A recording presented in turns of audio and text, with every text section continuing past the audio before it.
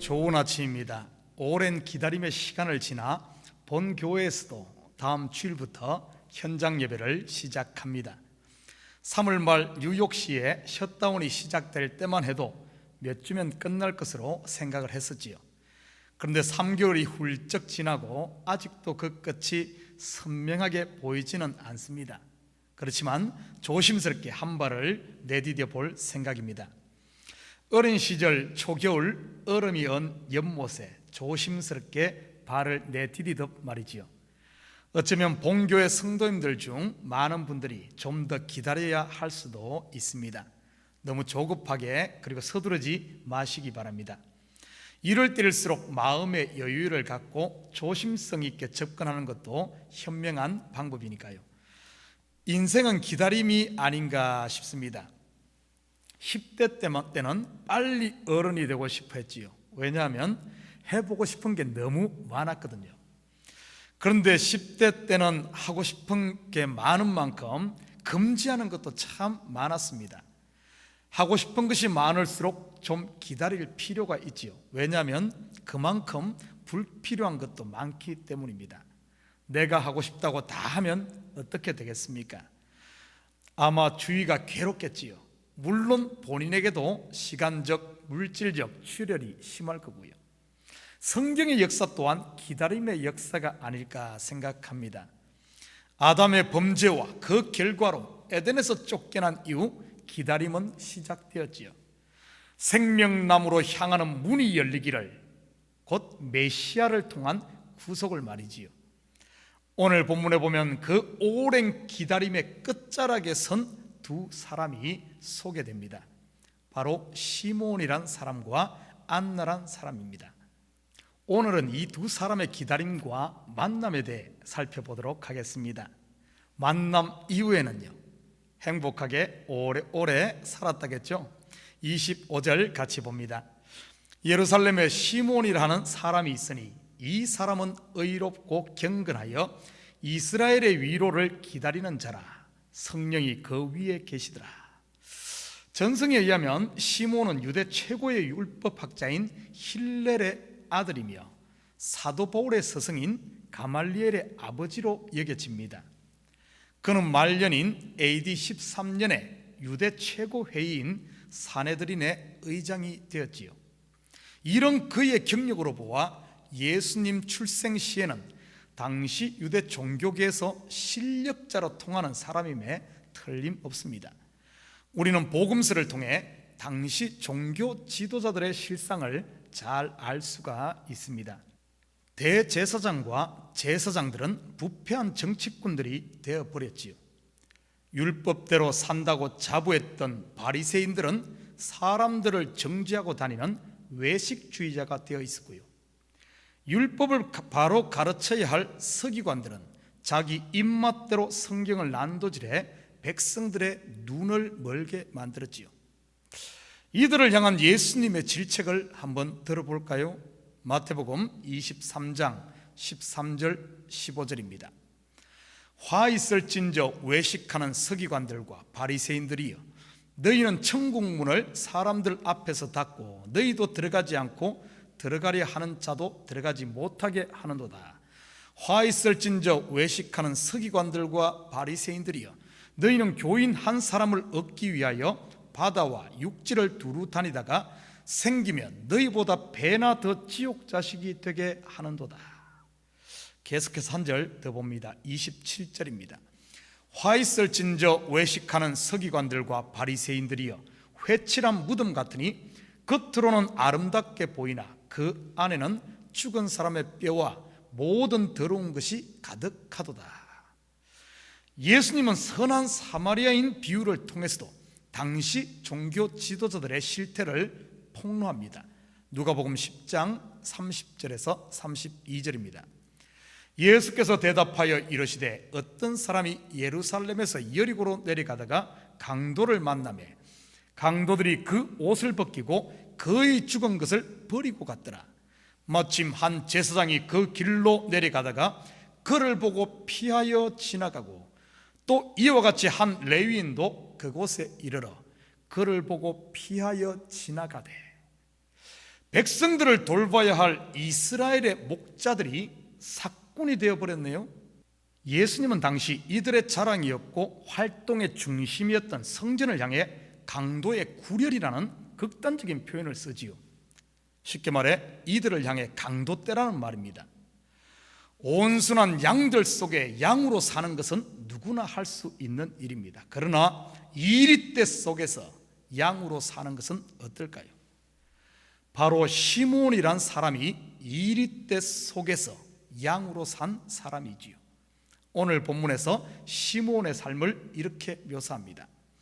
이 사람은 의롭고 경건하여 이스라엘의 위로를 기다리는 자라. 성령이 그 위에 계시더라. 불의와 술수가 판을 치는 그곳에서 의롭고 경건하게 산다는 것, 하나님의 위로가 아니면 한순간도 더 버틸 수 없는 그런 절망의 상황 아니었을까요?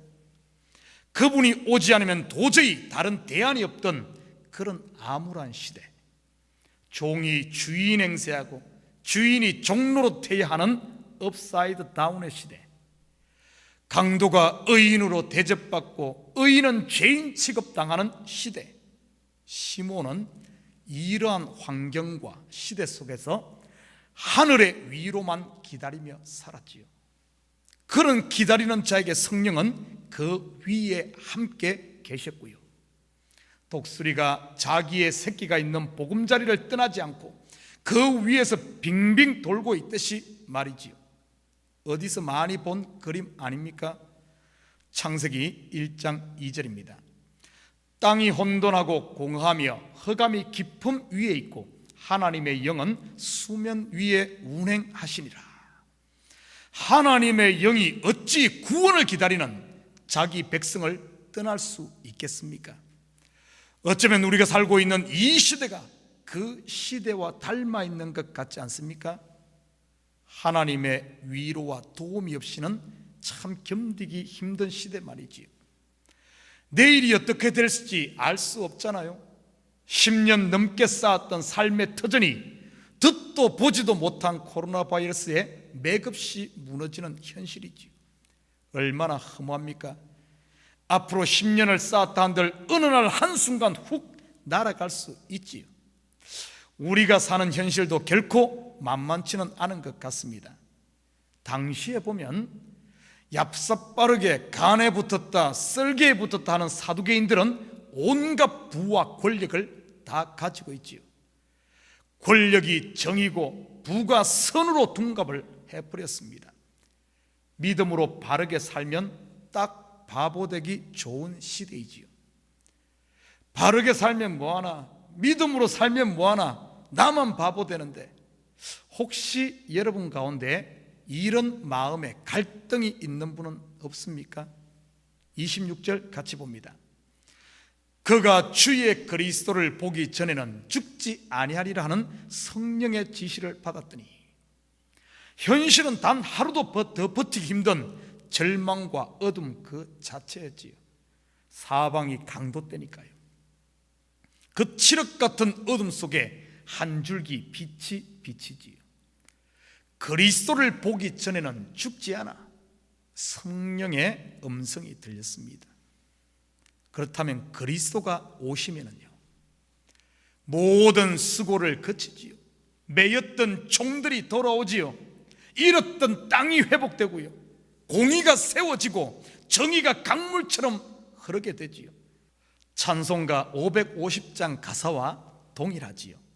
시온의 영광이 빛나는 아침, 어둡던 이 땅이 밝아오네. 슬픔과 애통이 기쁨이 되니 시온의 영광이 비쳐오네. 시온의 영광이 빛나는 아침, 매였던 종들이 돌아오네. 오래전 선지자 꿈꾸던 복을 만민이 다 같이 누리겠네. 보아라, 광야에 화초가 피고 말랐던 시냇물 흘러오네. 이 산과 저 산이 마주쳐 울려 주 예수 은총을 찬송하네. 땅들아 바다야 많은 섬들아 찬양을 주님께 드리어라. 싸움과 죄악이 가득한 땅에 찬송이 하늘에 사무치네. 이스라엘의 위로를 기다리던 시몬, 어떻게 되었을까요? 27절 같이 봅니다. 성령의 감동으로 성전에 들어가매 마침 부모가 율법의 관례대로 행하고자 하여 그 아기 예수를 데리고 오는지라. 성령께서 그를 성전으로 이끌어 기다리고 기다리던 그분을 만나게 하시지요. 다르게 말하면 기다리던 시몬을 하나님이 친히 찾아오신 것이지요. 이스라엘의 구속을 기다리던 나다나엘을 예수님이 찾아간 것처럼 말이죠. 메시아를 간절히 기다리던 사마리아 여인을 찾아간 것처럼 말이죠. 하나님의 위로를 기다리고 은혜를 사모하는 여러분 가정에 이 복이 있기를 축원드립니다. 거창하고 쇼킹하지 않아도 됩니다. 지극히 작은 아기 예수면 충분하지요. 소원을 빌기만 하면 다 들어주는 알라딘 램프의 거인 지니가 아니어도 됩니다. 백마탄 화려한 왕자가 아니어도 괜찮습니다. 나사렛의 허술한 몫으로도 충분하지요. 쇼킹하고 전기가 짜릿짜릿 감동이 쓰나미처럼 몰려오지 않아도 됩니다. 그냥 아기 예수면 되지요. 29절 같이 봅니다. 주제여 이제는 말씀하신 대로 종을 평안히 놓아주시는도다. 내 눈이 주의 구원을 보았사오니 내 기다림이 옳았음이 증명되는 순간이지요. 노아가 산 위에 방주를 지으며 얼마나 놀림당하고 손가락질 당했겠습니까? 롯이 친구들로부터 얼마나 공격당했습니까? 시므온이 동료 종교 지도자들로부터 너만 잘났냐, 너만 옳으냐 하며 얼마나 왕따를 당했겠습니까? 우리 하나님의 신원의 날이요, 보상의 날이지요. 다윗은 시편 23편 5절에 이렇게 고백합니다. 주께서 내 원수의 목전에서 내게 상을 차려주시고 기름을 내 머리에 부으셨으니 내 잔이 넘치나이다. 야곱의 고백으로 들어볼까요? 창세기 45장 28절입니다. 이스라엘이 이르되 조카도다. 내 아들 요셉이 지금까지 살아있으니 내가 죽기 전에 가서 그를 보리라. 조카도다, 조카도다. 이 은혜의 첫사랑의 감격이 여러분에게 있기를 축원합니다. 조금만 더 볼까요? 36절과 37절입니다. 또 아셀 지파 바누엘의 딸 안나라 하는 선지자가 있어 나이가 매우 많았더라. 그가 결혼한 후 7해 동안 남편과 함께 살다가 과부가 되고 84세가 되었더라. 이 사람이 성전을 떠나지 아니하고 주야로 금식하며 기도함으로 섬기더니, 당시에는 15 이쪽 저쪽에 결혼들을 했으니 22셋에 홀로 되었네요. 그리고 84세이니 60년이 넘게 성전을 떠나지 않고 기다렸지요. 저는 개인적으로 안나 할머니를 보면서 이게 신앙이 아닌가 생각합니다. 뭔가 뚝심이 있잖아요. 이런 기다림의 힘은 어디에서 오는 것일까요? 첫째는 소망이지요. 둘째는 성령의 도우심이며, 셋째는 말씀으로 계속해서 체험받는 것이고, 마지막이 성전을 떠나지 않고 금식하며 기도함으로 섬기는 데 있지요. 이들의 결국이 어떻게 되었을까요? 38절입니다. 마침 이때에 나와서 하나님께 감사하고 예루살렘의 속량을 바라는 모든 사람에게 그에 대하여 말하니라. 마침 이때에. 하나님은 자신의 타이밍을 절대 놓치는 법이 없습니다. 사모하고 기다리던 하나님의 선물 예수 그리스도를 이들에게 만나게 하시지요.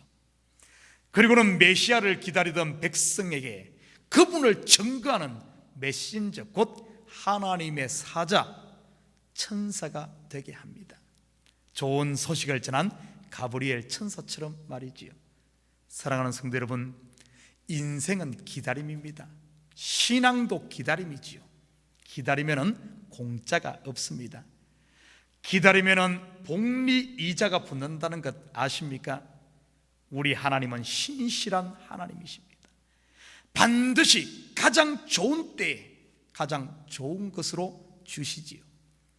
그것을 기다릴 수 있는 힘, 그 선물을 볼 수 있는 눈이 열리시기를 바랍니다.